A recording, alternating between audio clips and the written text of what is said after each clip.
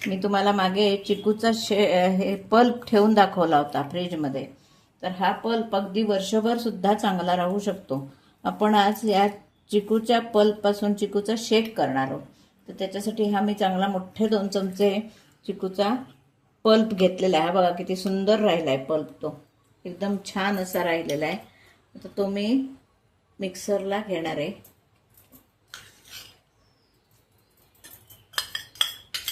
एकदम सुंदर राहतो असा. त्यामध्ये थोडी साखर घालणार आहे, कारण साखर घातलेली नाही आहे, त्याच्यामुळे थोडी साखर घालणार आहे. आणि हे थंडगार दूध घालणार आहे.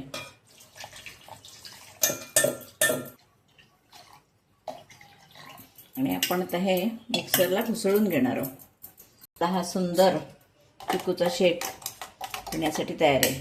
असा जर पल्प करून ठेवलेला असला तर आपल्याला झटकन आपल्याला उपयोगी पडतो. कोण आलं की फ्रीजमधला पल्प काढला, दूध घेतलं की त्याच्यापासून आपण छान शेक करू शकतो. आपल्याला जर फार घट्ट हवं असेल तर आपण त्याला काहीतरी म्हणजे कॉर्नफ्लोअर नाही पण इतर काहीतरी असं घालू शकतो घट्टपणासाठी, पण ते छान नाही लागत. हे असंच चांगलं लागतं. यामध्ये आरारोटचं सत्व सुद्धा दुधात थोडं घालून करू शकतो, म्हणजे त्याला दाटपणा चांगला येऊ शकतो. पण मी काहीही न घालता असा साध्या प्रकारात आपण ह्याचा चिकूचा शेक केलेला आहे. हा एकदम हेल्दी शेक आहे. मुलांना आता संध्याकाळच्या वेळात गरम्यातून द्यायला खूप चांगला असा आहे, कारण आपण हा अगदी घरी केलेला पल्प आहे, त्याच्यामुळे खात्रीशीर आहे. असा हा शेक आपला तयार आहे. अगदी ग्लास भरून हवं असेल तर भरून ठेवायचा.